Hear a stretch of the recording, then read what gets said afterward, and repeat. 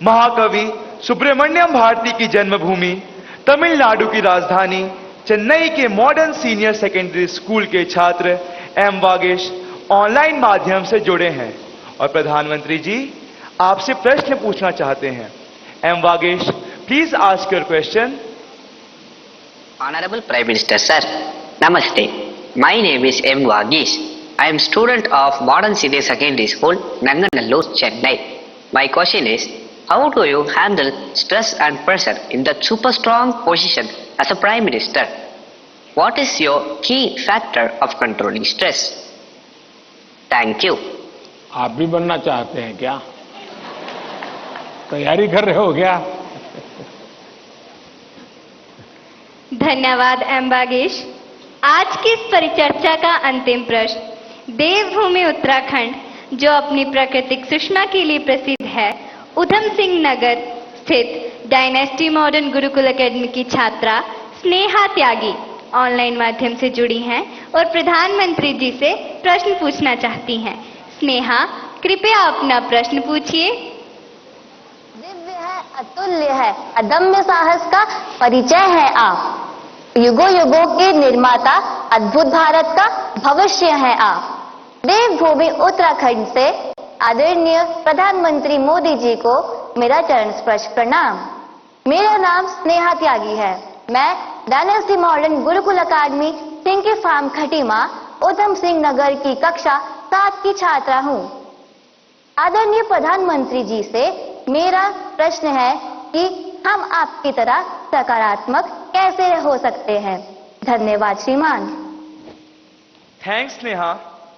प्रधानमंत्री जी, आप अपने बिजी लाइफ में प्रेशर को कैसे हैंडल करते हैं और इतना प्रेशर होने पर भी हमेशा सकारात्मक कैसे रह पाते हैं? आप यह सब कैसे कर पाते हैं?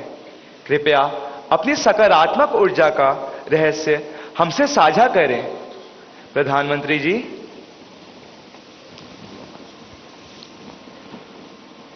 इसके कई जवाब हो सकते हैं। एक तो मुझे अच्छा लगा कि आपको पता है कि प्रधानमंत्री को कितना प्रेशर झेलना पड़ता है।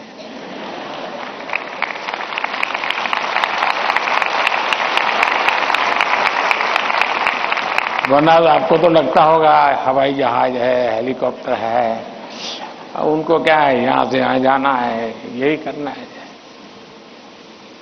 लेकिन आपको पता है कि भांति भांति के सुबह शाम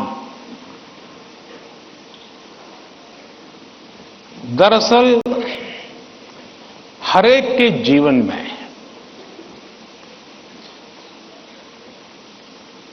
अपनी स्थिति से अतिरिक्त ऐसी बहुत सी चीजें होती हैं जिसको उसे मैनेज करना पड़ता है। जो उसने सोचा नहीं वैसी चीजें व्यक्तिगत जीवन में भी आ जाती है, परिवार जीवन में आ जाती है, और फिर उसे भी संभालना पड़ता है। अब एक नेचर ऐसा होता है कि भाई बहुत बड़ी आंधी आई है, चलो कुछ पल बैठ जाए, निकल जाने दो। कुछ संकट आया है, नीची मुंडी करो यार, समय जाएगा। शायद ऐसे लोग जीवन में कुछ अचीव नहीं कर सकते। मेरी प्रकृति है और जो मुझे काफी उपकारक लगी है, मैं हर चुनौती को चुनौती देता हूं।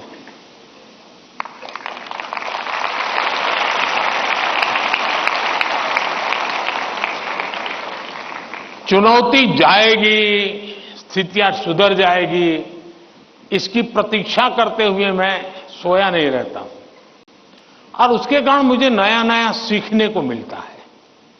हर परिस्थिति को हैंडल करने का नया तरीका, नए प्रयोग, नई स्ट्रेटेजी, ये इवॉल्व करने का सहज मेरी विधा, मेरा अपना विकास होता जाता है। दूसरा, मेरे भीतर एक बहुत बड़ा कॉन्फिडेंस है।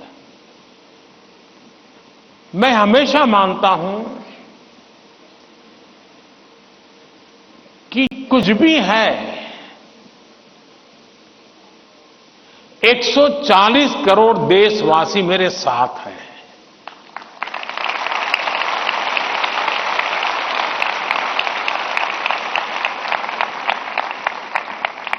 अगर 100 मिलियन चुनौतियां हैं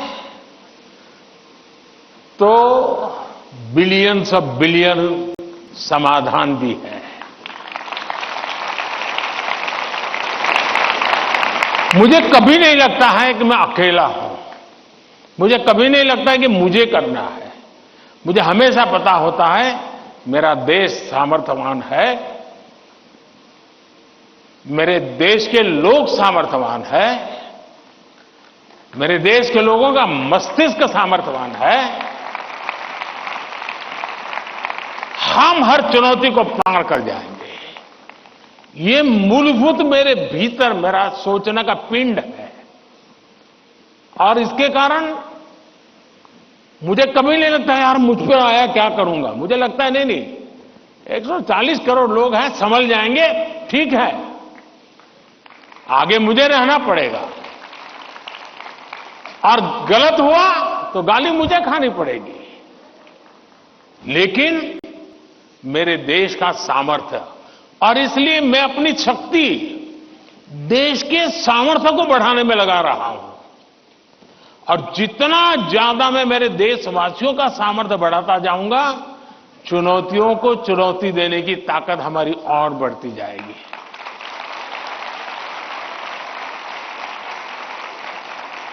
अब हिंदुस्तान की हर सरकार को गरीबी के संकट से जूझना पड़ा है। हमारे देश में संकट है ही है, लेकिन मैं डर करके बैठ नहीं गया।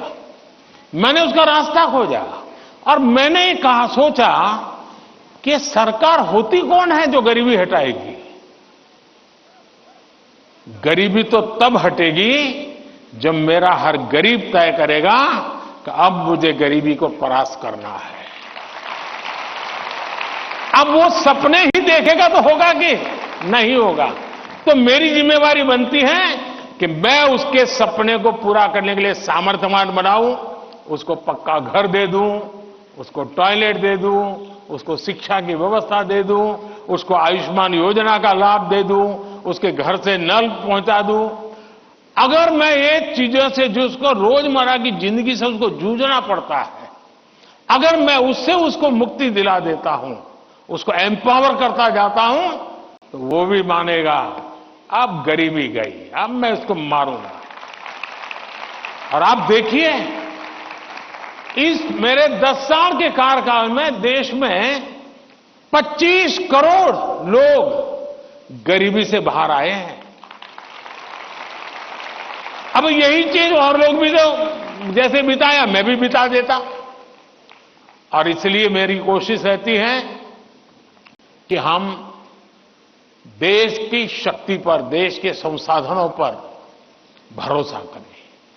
जब हम इन सारी चीजों को देखते हैं तो कभी हम अपने आप को अकेला महसूस नहीं करते। जी मैं क्या करूं, मैं कैसे करूं, अरे मैं तो एक चाय बेचने वाला इंसान, क्या करूंगा, ऐसे नहीं सोच सकता हूं। जी मुझे पूरा भरोसा होना चाहिए। और इसलिए पहली बात है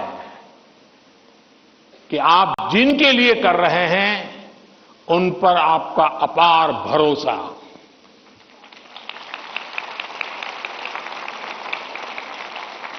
दूसरा, आपके पास निरक्षीर का विवेक चाहिए। कौन सा सही है, कौन सा गलत है, कौन सा आज जरूरी है, कौन सा अभी नहीं, बाद में देखेंगे। आप प्रायोरिटी तय करने का सामर्थ्य चाहिए। वो अनुभव से आता है, हर चीज को एनालाइज करने से आता है। मैं दूसरा प्रयास ये करता हूं। तीसरा, मैं गलती भी हो जाए तो ये मान के चलता हूं कि ये मेरे लिए लेसन है। मैं इसको निराशा का कारण नहीं मानता हूं। अब आप देखिए, कोविड का संकट कितना भयंकर था। मामूली चुनौती थी क्या? पूरी दुनिया फंसी पड़ी थी अब मेरे लिए भी था कि क्या करो भाई, मैं कह दूं, अब क्या करे, तो भाई वैश्विक बीमारी है, दुनिया भर में ऐसा ही है, सब अपना अपना संभाल लो। मैंने ऐसा नहीं किया। रोज टीवी पे आया, रोज देशवासियों से बात की, कभी ताली बजाने के लिए कहा, कभी थाली बजाने के लिए कहा, कभी दिया जलाने के लिए कहा। वो एक्ट कोरोना को खत्म नहीं करता है, लेकिन वो एक्ट कोरोना के खिलाफ लड़ाई लड़ने की एक सामूहिक शक्ति को जन्म देता है। सामूहिक शक्ति को उभारना। अब देखिए, पहले भी खेल के मैदान में हमारे लोग जाते थे, कभी कोई जीत के आता था, कोई जीत के नहीं आता था, जाने वाले को पूछता नहीं था, आने वाले को पूछता नहीं था। मैंने कहा भले 3 मेडल के जीतते आएंगे, लेकिन मैं उसके ढोल पीटूंगा। तो धीरे धीरे करके 107 मेडल लेने का सामर्थ्य उन्हीं बच्चों में से निकला। सामर्थ्य तो था। सही दिशा, सही रणनीति, सही नेतृत्व परिणाम लाता है। जिसके पास सामर्थ्य है, उसका सही उपयोग करना चाहिए। और मेरा तो गवर्नेंस का एक सिद्धांत रहा है कि अच्छी सरकार चलाने के लिए, इन समस्याओं के समाधान के लिए भी आपको नीचे से ऊपर की तरफ सही जानकारी आनी चाहिए, परफेक्ट इंफॉर्मेशन आनी चाहिए, और ऊपर से नीचे की तरफ परफेक्ट गाइडेंस जाना चाहिए। अगर ये 2 वे चैनल परफेक्ट रही, उसका कम्युनिकेशन, उसकी व्यवस्थाएं, उसके प्रोटोकॉल उसको ठीक से किया, तो आप चीजों को संभाल सकते हैं। कोरोना एक बहुत बड़ा उदाहरण है। और इसलिए मैं मानता हूं कि हम निराश होने का कोई कारण ही नहीं होता है जीवन में। और अगर एक बार मन में तय कर लिया कि निराश होना ही नहीं है, तो फिर सिवाय पॉजिटिविटी कुछ आता ही नहीं है। और मेरे यहां निराशा के सारे दरवाजे बंद है। कोई कोना भी, एक छोटी खिड़की भी मैंने खुली नहीं रखी है कि निराशा वहां से घुस जाए। और आपने कभी देखा होगा, मैं रोता बैठता नहीं हूं जी, पता नहीं क्या होगा, वो हमारे साथ आएगा कि नहीं आएगा, वो हमसे भिड़ जाएगा क्या। अरे होता रहता है जी, हम किस चीज के लिए हैं। और इसलिए मैं मानता हूं कि जीवन में आत्मविश्वास से भरे हुए और अपने लक्ष्य के विषय में। और दूसरी बात है, जब कोई निजी स्वार्थ नहीं होता है, खुद के लिए कुछ करना तय होता है, तो निर्णयों में कभी भी दुविधा पैदा नहीं होती है। और वो एक बहुत बड़ी अमानत मेरे पास है। मेरा क्या, मुझे क्या, इससे मेरा कोई लेना देना नहीं है।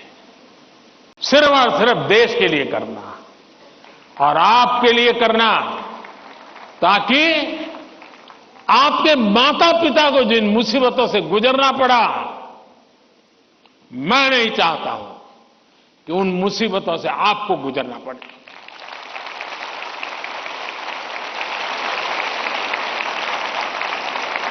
हमें ऐसा देश बना करके देना है दोस्तों, ताकि आपके भावी पीढ़ी को भी, आपके संतानों को भी लगे कि हम ऐसे देश के अंदर और पूरी तरह खिल सकते हैं, अपना सामर्थ्य दिखा सकते हैं। और ये हमारा सामूहिक संकल्प होना चाहिए, ये हमारा सामूहिक रिजॉल्व होना चाहिए, और परिणाम मिलता है। और इसलिए साथियों, जीवन में पॉजिटिव थिंकिंग की बहुत बड़ी ताकत होती है। बुरी सी बुरी चीज में भी पॉजिटिव देखा जा सकता है, उसको हमने देखना चाहिए। धन्यवाद जी।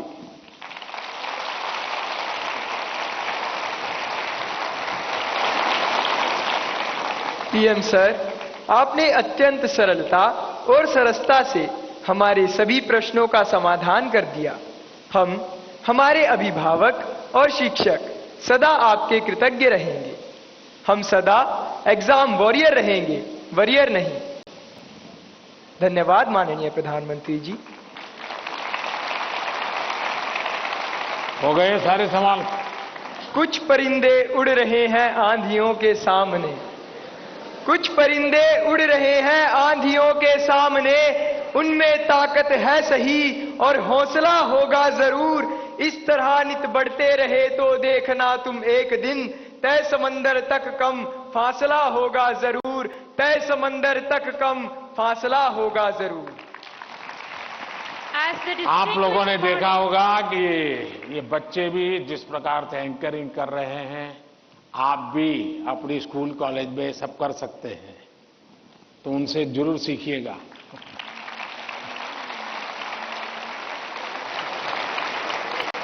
As the distinguished morning of Pariksha Pe Charcha 2024 concludes, we extend our sincere gratitude to Honorable Prime Minister Shri Narendra Modi ji for his wise counsel and inspirational touch.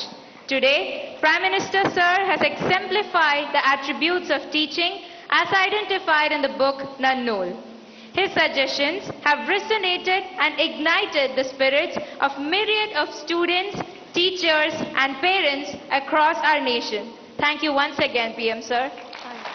चलिए साथियों, आप सबका भी बहुत बहुत धन्यवाद, और मैं आशा करता हूं कि आप इसी उमंग उत्साह के साथ आपके परिवार को भी विश्वास देंगे, खुद भी आत्मविश्वास से भरे हुए और अच्छे परिणाम और जीवन में जो चाहा है उसके लिए जीने की आदत बनेगी, और आप जो चाहते हैं वो परिणाम आपको प्राप्त होगा। मेरी आप सबको बहुत बहुत शुभकामनाएं हैं। धन्यवाद। आइए, चलिए।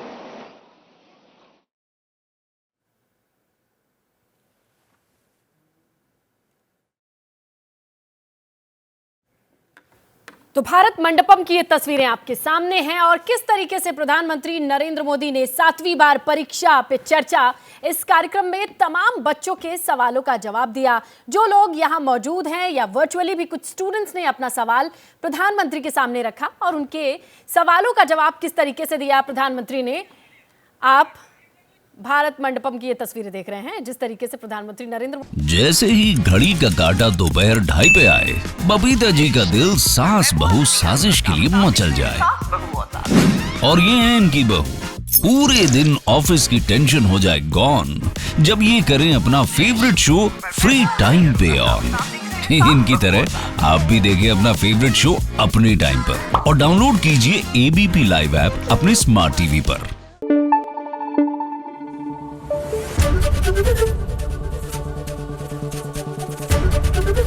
ABP न्यूज आपको रखे आगे।